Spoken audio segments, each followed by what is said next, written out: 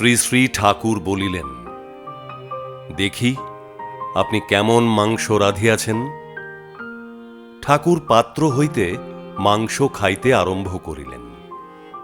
খাইতে খাইতে সমস্ত মাংসই শেষ। শ্রী ঠাকুর কখনো অতিথির অযত্ন সহ্য করিতে পারিতেন না। তাঁহার নিকটেই শিক্ষা করিয়াছি সত্যিকারের অতিথি সেবা কাহাকে বলে। শ্রী ঠাকুর আমাদের একবেলা মাছ আর একবেলা মাংস আহার করিতে আদেশ করিলেন। কোনো আগন্তুক আসিলে রান্নার কি ব্যবস্থা নিজে আমার স্ত্রীর নিকট খোঁজ করিতেন।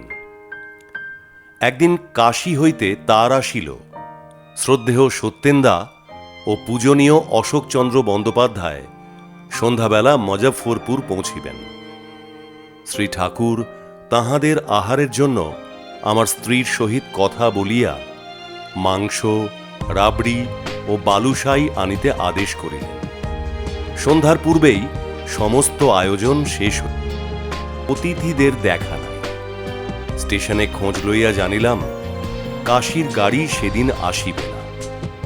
ট্রেনে এত ভিড় যে আসিবার উপায় নাই। হতাশ মনে বাসায় ফিরিয়া শ্রী শ্রী ঠাকুরকে সকাশে সমস্ত নিবেদন করিলাম। আমার স্ত্রী বলিলেন, এতখানি মাংস খাবে কে? উত্তরে শ্রী ঠাকুর বলিলেন, দেখি আপনি কেমন মাংস রাঁধিয়াছেন।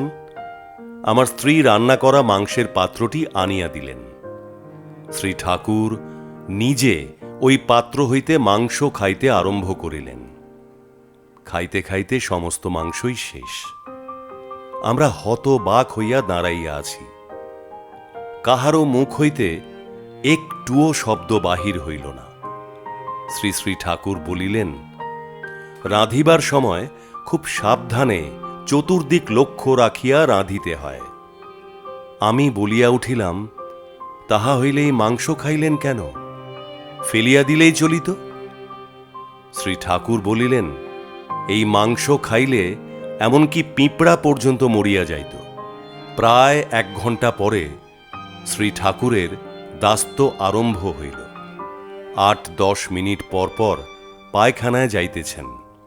পেটের যন্ত্রণায় ছটফট করিতেছেন। শ্রী ঠাকুরের কষ্ট দেখিয়া ডাক্তার আনিবার জন্য ব্যস্ত হইলাম। শ্রী ঠাকুর বলিলেন, ডাক্তার আনিবার প্রয়োজন নাই। আপনি আপাং গাছের শিকড় গোলমরিচ সহ বাটিয়া আনেন। আপাং গাছের শিকড় 1 তোলা গোলমরিচ সহ বাটিয়া দিলাম। রাত্রি প্রায় 3টার সময় শ্রী ঠাকুর ওই ঔষধ সেবন করিলেন। প্রায় 8 ঘণ্টা পরে যেন ঘুমাইয়া পড়িলেন। পরের দিন শ্রী ঠাকুরকে সুস্থ মনে হইল। এই ঘটনার মাধ্যমে শ্রী ঠাকুর আমাদের শিক্ষা দিলেন যে অতিথি নারায়ণ, তাঁহার সেবায় যেন কোনো ত্রুটি না হয়। অসাবধানতার জন্য মাংসের ভিতর বিষাক্ত কিছু পড়িয়াছিল। ভোগ রান্না করিবার সময় সাবধানে চতুর্দিকে লক্ষ্য রাখিতে হইবে। কোনো জিনিস না ঢাকিয়া রাখিতে নাই। তাঁহার এই কষ্টবরণের দ্বারা আমাদের সম্মুখে উদাহরণ রাখিয়া গেলেন। ভবিষ্যতে যেন এই ঘটনার পুনরাবৃত্তি না হয়। জয় রাম, জয় গোবিন্দ।